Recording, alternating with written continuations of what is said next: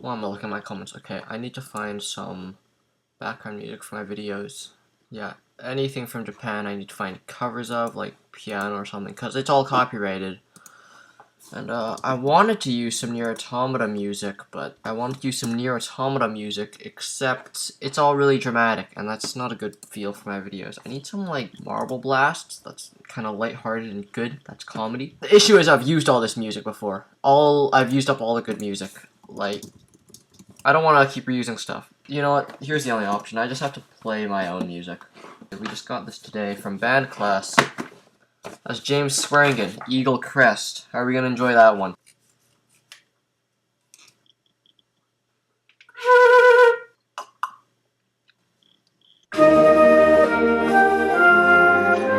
In grade 11 French.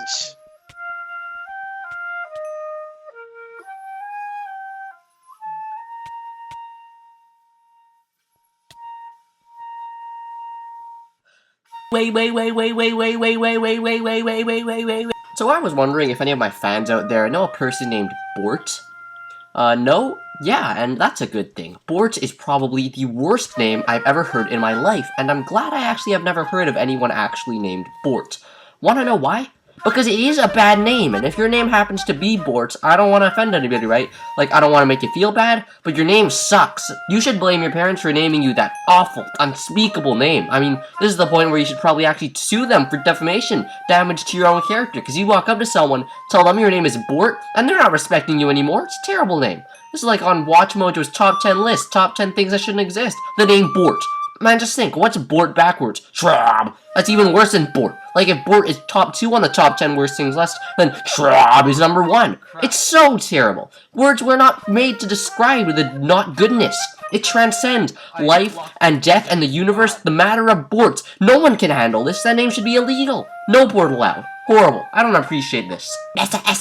Hey, are you looking for a guild? Are you 50 stars or higher in Bedwars? Wanting a team to rush with in 4v4? Well then, good for you. Programmed asks me, is Daddy Aeon online? Yeah, no. He just left for school, I think he told me. Why is it sending it to him? Oh boy, Hypixel. Sorry, I sent the message to the wrong person, because Hypixel's the #1 server in the world. What's going on? Why people keep stealing my message and it's AI? I thought he left for school. Okay, yeah, so I didn't know you were online, and then I told someone you just left, which is a bit of a nuisance, so I have to go tell them you weren't here, and the message cap is broken as heck, and someone intercepted my message, and you just did the same thing, so that's that, and we're... I don't like this! Next on Minor Inconveniences. Oops, sorry Ma, I had a heart attack. Oh, sick. They're doing a good job. Nice. Yellow team's gonna keep coming back. I'll see if I can put a stop to yellow team. If I can, it'll be pretty good. Sick. Okay, now I only have to kill them once each time. Oh, sick, that guy's good.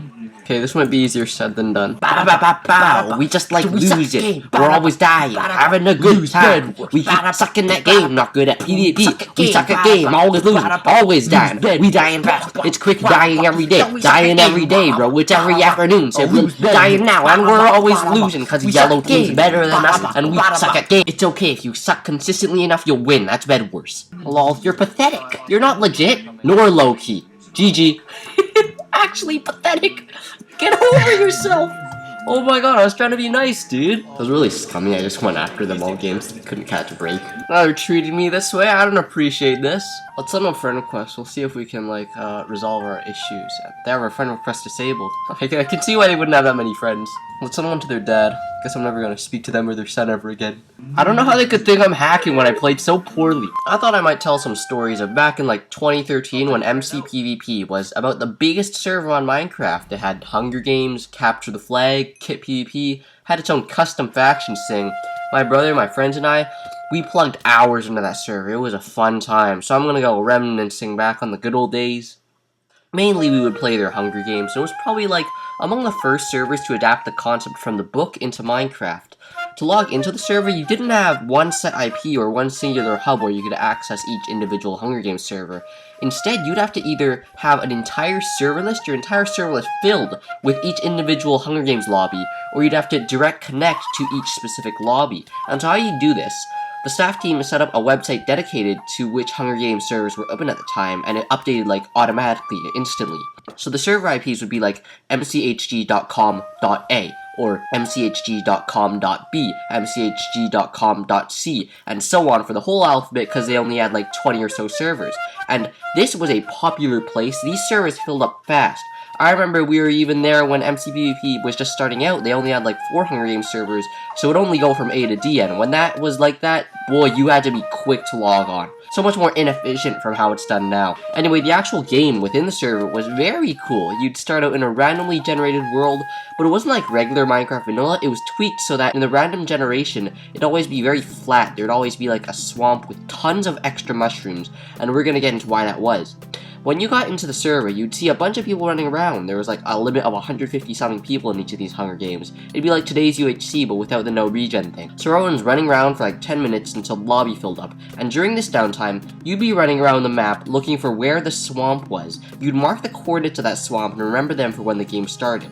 Then the countdown would begin for the game to start, and when it did, I think it was like everyone spawned in around the same region. Everyone would just be running off to where they wanted with a 2-minute grace period, in which you would be speed running the hell out of this place, because like most games, the early game is when you gotta be most focused. You're trying to run towards the nearest swamp where you got the coordinates for, and it's a mad scramble by everyone to pick up as many mushrooms as possible.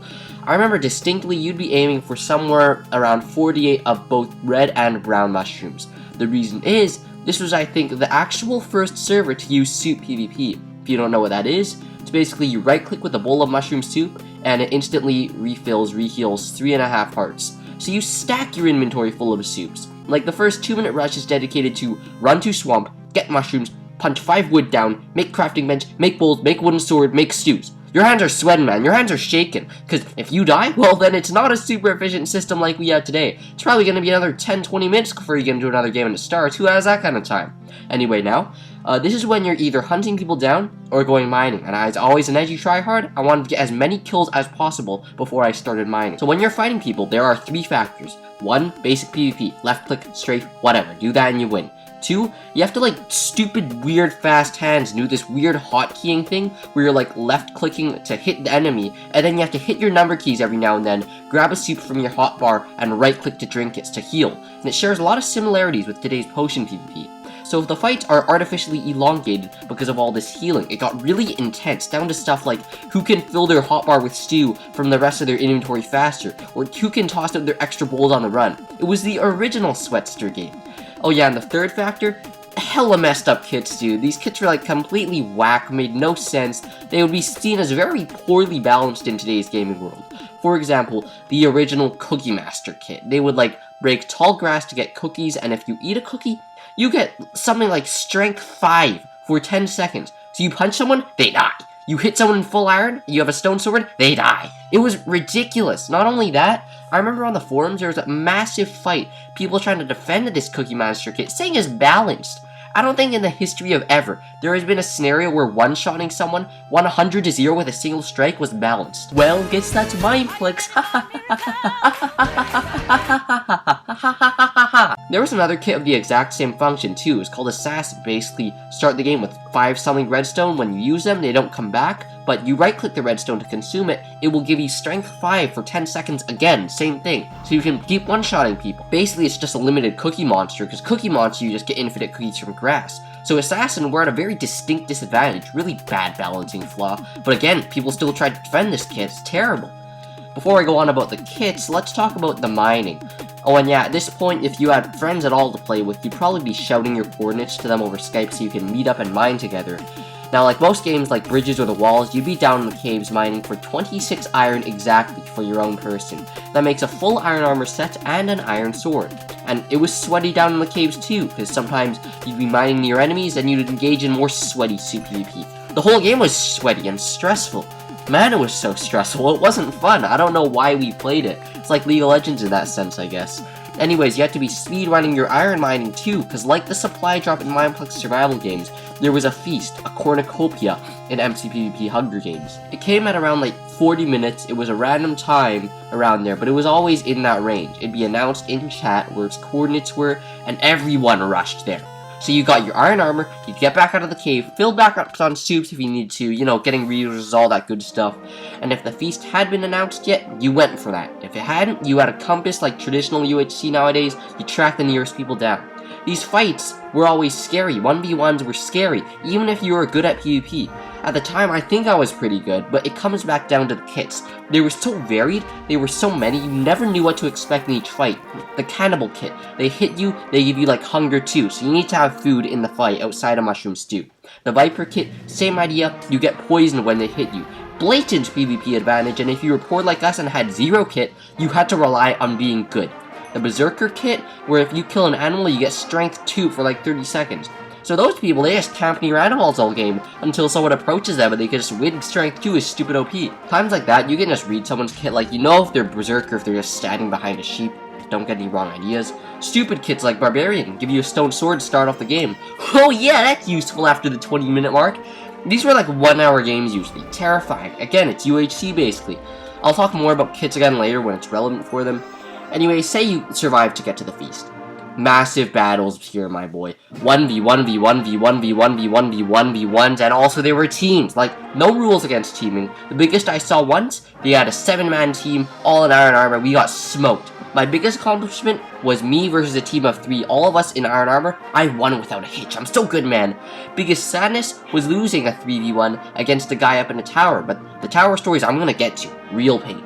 Anyways, this feast, once it was announced, at its coordinates would spawn this large, perfectly shaped circle of grass. Sometimes it like cuts into a mountain or something, maybe it's really high up and floating for some reason. Stuff like that happens with randomly generated structures, you know? Anyway, in the middle of the feast circle lies about 8 to 12 chests, all stacked with potions, diamond armor. By the way, you couldn't mine for diamonds in the game, they couldn't spawn. You get stacked soup, chicken, steak, the works, man. This was desirable as all hell. Of course, people were going to be fighting for it. This was the most action-packed time of the game, besides the beginning, which is just a festering cluster of degeneracy anyways.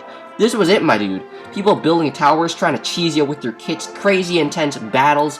Now, if you won the feast, you're still not breathing that sigh of relief, because the last few lingering people in the game at this point, like the 40-minute mark, should be around 10 to 20 people left. A lot of these people are going to be up in towers trying to cheese. There were kits for this that were so stupid, like beyond the traditional unbalanced overpowered. All these kits, man, there's no words. There is this thing called Endermage, now autocorrects to underage if you try to type that out, quick fun fact. Anyways, the Endermage kit, they'd place a portal block that has a cooldown of maybe 20 seconds, infinite uses if I remember how it works correctly. What the portal does is it teleports anyone standing under or above that portal block to the Endermage's position. So like you can be underground, I think this is how it worked, you place a portal block. If someone happens to be on the surface level above that exact portal block, they get teleported down into where the portal was. And if it's a small enough space, they just suffocate to death. That's it. Game over. If you're in a tower, place a block at the edge of your tower platform. The person below teleports up to it, they fall to their death. This was before water MLG was really a known thing, so we couldn't pull that kind of prank. Other kits like Stomper, instead of taking fall damage, you don't take fall damage, where you land, you convert the damage you would have taken into AoE damage for your nearby enemies, which could very well be in one shot for someone in even diamond armor. So towering was stupid. You think it's stupid nowadays? You should have tried MCPvP Hunger Games. Awful. But the games actually had no time limit. They had no world border that would come in. So you had to take on these towers for real. You had to tower up and over, try to shoot them to death or snowball them off their platform. That is if they're not the kit that has the snowman, which generates infinite snowballs for them to knock you off at the same time. It was always stressful the whole hour of the game, at this point especially. Because you lose, you just wasted those past 50 minutes, my man. It feels so bad. It feels worse than losing a game of League of Legends. Because in League, you got a 50% chance of winning. You go into another game, you probably win that one. This game is statistically 1% chance. You're probably not getting so far as you did in your next game. It's like UHC basically, remember? I only got maybe 30 wins in 500 games. It was hard. But when you do win, you are celebrating. You and your friends all huffing and puffing, like, oh, we did it, boys, we did it, guys. We were doing our 12-year-old voices, of course. This was before wind effects and fireworks, so the game just kind of acts like it's lagging out until the server crashes. Really anticlimactic. There was a website that tracked your wins though. I remember the guy with the most wins, he was a YouTuber by the name of Reno Ranchero. He had like 400 wins, I don't know, super good at PvP. He stopped doing his channel long ago. I remember fanboying him hard, like some of my fans fanboy me, and to see that comparison now, it's pretty special. So like, unexpected quick thanks to my fan friends. Thanks again. Thanks part 2. I don't know how this is relevant. I couldn't think of a decent conclusion to the story time kind of thing. Hope I didn't forget anything about this Hunger Games story.